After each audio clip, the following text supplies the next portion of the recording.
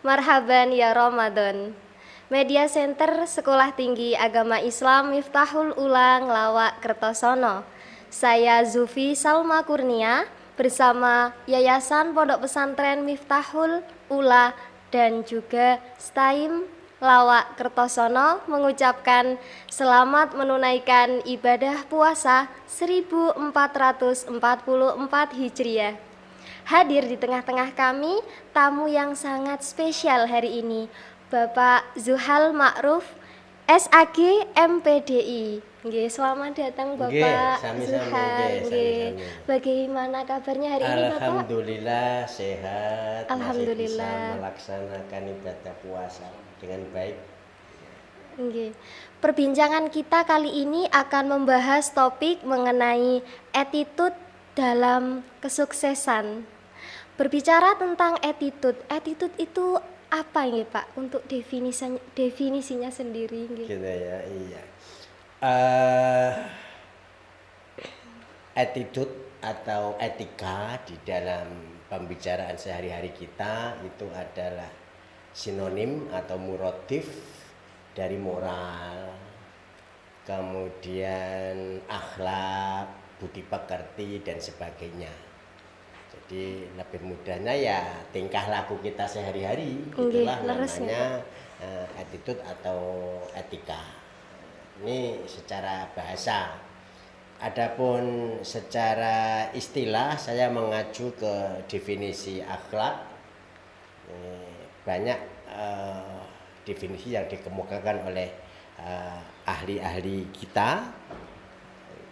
Di antaranya yang saya hafal adalah al-khuluqu ibaratun an hayatin fin nafsi rasikhatin tasdul anhal af'alu bisuhulatin wa yusrin min ghairi fikrin wa ru'yatin.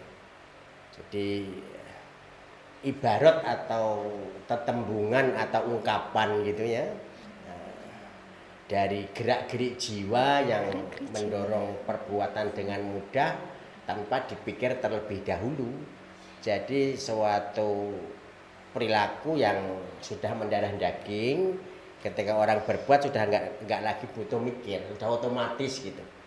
Ya, sederhananya mungkin begini ya, ketika kita sudah biasa makan, ketika kita mau muluk atau nyendok mesti umi Bismillahirrahmanirrahim, Allahumma barik lana fima razaqtana wa qina adzabannar. Dan tanpa dipikir. Kebiasaan. Ketika kita nyetar sepeda motor atau apa langsung bismillah tawakkaltu 'ala Allah la haula wala quwata illa billah dan yang lain.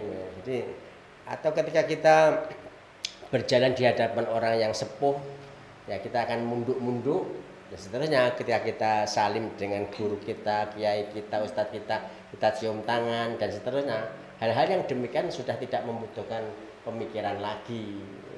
Sudah otomatis. Nah, inilah namanya adalah akhlak ya, definisi atau muradif atau sinonim daripada attitude atau etika atau moral tadi.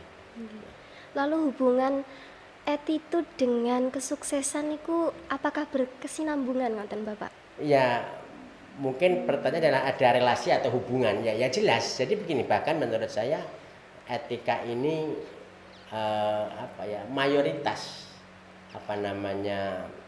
penentu terbesar dari kesuksesan seseorang.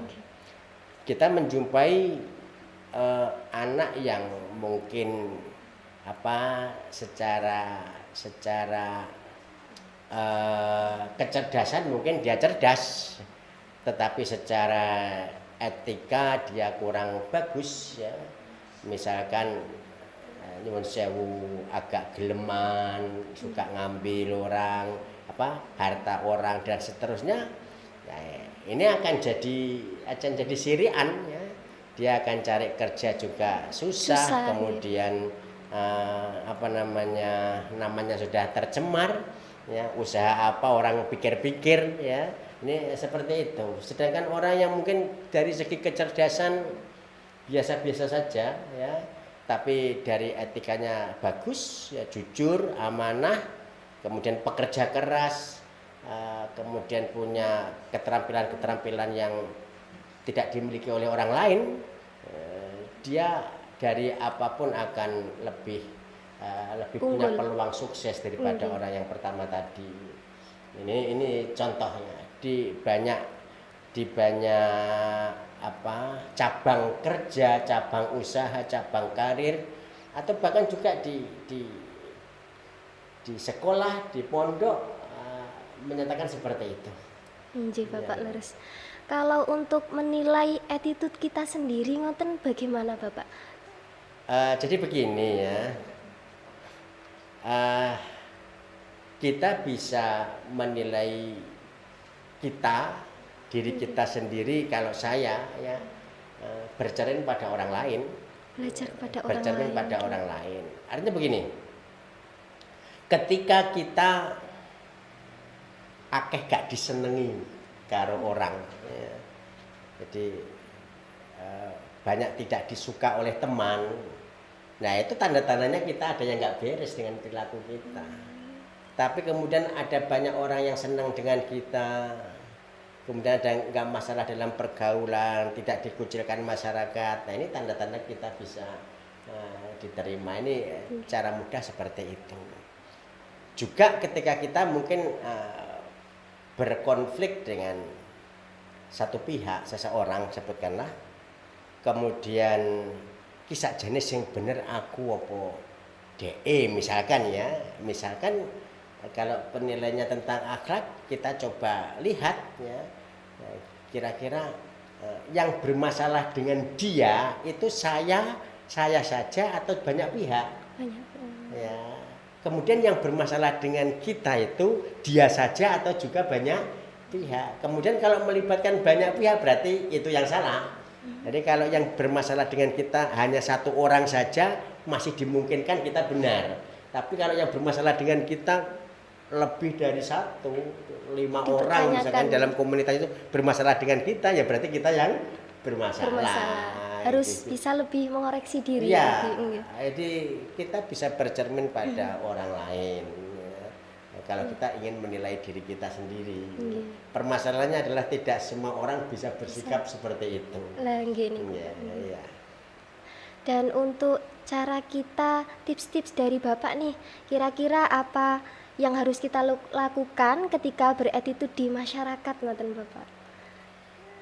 Jadi begini ya, kemarin kita sudah bahas juga di majelis ini bahwa yang namanya akhlak itu adalah pembiasaan ya. Jadi menanamkan kepribadian secara berkelanjutan, butuh waktu dan upaya sungguh-sungguh sampai kemudian hal itu menjadi darah daging. Kita berperilaku itu tidak kemudian main drama, main sandiwara yang satu kali dua kali selesai. Kalau itu nanti contoh sederhana begini ya, orang yang punya kemauan untuk tampil dalam pemilihan apa, calon presiden, calon gubernur, calon bupati atau caleg atau apa, kadang-kadang melihatkan perilaku-perilaku yang sehari-hari sebenarnya dia tidak seperti itu, hanya karena cari muka, simpati, cari muka biar dapat pemilih. Tapi nanti suatu saat dia akan konangan bahwa sebenarnya perilaku sebenarnya adalah seperti ini. Tidak seperti nah, ini namanya bukan akhlak itu belum akhlak, belum etika, belum attitude. Kalau sudah attitude nanti berarti dia sudah darah daging banget. Ya apa artinya ya sudah seperti itu, nggak dibuat-buat. Nah, caranya satu-satunya yaitu dengan pembiasaan terus-menerus bagi siapapun yang berkeinginan punya karakter seperti itu. Ini ya mau tidak mau ya kita harus melatih diri untuk melakukan hal itu terus-menerus. Nanti akan menjadi karakter yang mendarah daging atau etika tadi. Okay. Kalau untuk ketika ada orang lain yang memiliki attitude kurang baik Bapak, lalu peran kita bagaimana seharusnya? Sebenarnya begini ya, ada ini kan kaidahnya hadis Nabi, man ra'a minkum mungkaron falyughayyirhu biyadihi fa illam yastati fa biqalbihi fa bilisanihi wa illam tasti fa biqalbihi wa dzalika aful iman. Etika yang kurang bagus itu nanti juga sama dengan kemungkaran. Ya kita harus merubahnya. Ya, pertama adalah dengan tindakan, Tindakan, Yang kedua, kalau kita tidak mampu dengan tindakan, maka dengan lesan, dengan ngeloroi, menasehati. Tapi ketika itu pun tidak mau atau tidak mampu, ya karena ada pertimbangan-pertimbangan tertentu, maka ya kita dengan hati, kita ingkar bil qalb. Ini kaidah umum seperti itu. Tapi dalam pelaksanaan kita sering mengalami kendala. Ya, kita lihat kalau kita menjumpai teman kita melakukan hal yang mungkar gampangannya atau etika yang kurang bagus, ya kita lihat teman itu cara diukur dengan kita itu kayak apa. Ya, contoh seperti ini ya, kita bisa membedakan orang itu dalam tiga hal. Di atas kita, setara kita, di bawah kita. Kalau di atas kita, ya gampangannya contohnya sampai punya teman di mana teman itu kemudian bapaknya punya orang yang berpengaruh begitu dan dia tidak suka seandainya dinasehati dan sebagainya, ya kita pikir-pikir untuk mengeloroi aja mungkin kita juga perlu dengan cara ya, tidak syukur angger awakmu jangan begini. Tidak setiap orang bisa menerima nasihat kita ya. Nah, kalau teman kita sebaya, kemudian apalagi dia baik dengan kita, mudah menerima kritik dan nggak masalah, minta masukan, maka ya kita bisa menasihati dengan sebaik-baik nasihat ngoten ya Pak nggih. Tidak nggih. Seperti itu tadi. Lalu saya ingin bertanya lagi Bapak, untuk ketika cara attitude sendiri berada di jiwa kita ngoten, bagaimana cara meresapinya ngoten. Jadi begini ya, ini ketika kita ingin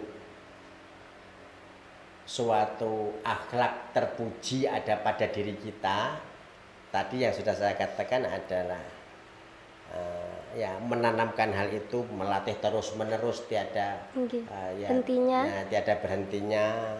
Yang kedua, kita bisa ngaji ya tentang fadilah atau keutamaan perilaku itu. Gampangannya contohnya ini ya, kalau kita ingin suka kita sedekah, ya kita akan ngaji tentang keutamaan sedekah, pahalanya kayak apa. Kemudian kalau orang bersedekah lantas pahala yang dijanjikan oleh Allah itu apa. Dengan itu kita semangat untuk itu. Ketika kita mau berbakti ke orang tua, ya kita kaji tentang birrul walidain ya. Birrul walidain, keutamaan berbakti ke orang tua itu apa. Dan sebaliknya, kalau kita nggak berbakti nanti hukumannya apa, azabnya kayak apa. Itu salah satu trik agar kita punya etika yang bagus. Seperti itu. Ya, kemudian ya cari lingkungan pendidikan yang tentu saja mendukung kayak gini. Pilih-pilih teman juga kayak gitu ya. Nah, saya kira untuk pendidikan ini setime bisa masuk dalam kategori itu, karena kita sekolah tinggi agama, kemudian juga hidup di lingkungan pesantren ya, dengan kondisi pergaulan yang terpantau terus oleh banyak pihak, oleh dosen-dosen kita, oleh lembaga kita, oleh pondok dan seterusnya. Ya, kita memang prihatin belakangan ini dengan adanya tawuran anak-anak muda bawa celurit ini di mana-mana sedang viral. Di mana-mana juga. Wah, ini gimana? Saya tuh nggak logis bagi saya ya. Orang nggak pernah, jangankan berkonflik dengan dia, bertemu aja mungkin nggak pernah. Orang lewat aja dibacok, kita nggak logis. Tidak mengenal ya Bapak? Tidak, banyak yang terjadi seperti itu. Jadi ini terus gimana logikanya gitu, saya juga nggak ngerti. Nah, seperti ini kan repot kita memperbaiki perilaku diri kita, akhlak kita, dan nanti akan berkembang ke akhlak keluarga dan masyarakat dan bangsa. Ya, memang harus dimulai perbaikan akhlak ini. Rekomendasi sekali berarti Bapak ya, bisa yang mau MA, dari MA atau SMA bisa masuk ke perguruan tinggi STAIM ini, karena selain kampus pertama Islam yang ada di Kabupaten Nganjuk. STAIM ini juga memiliki 2 jurusan unggul Bapak. Yang pertama tarbiyah dan yang kedua ada ekonomi, ada syariah. Yang dari tarbiyah itu ada 3 program studi teman-teman. Yang pertama yakni ada PAI, yang kedua PGMI, yang ketiga ekonomi syariah. Dan untuk dari syariahnya tadi ada ekonomi syariah. Oh, untuk yang dari tarbiyah Bapak tadi itu 3 yang terakhir piaut ngoten.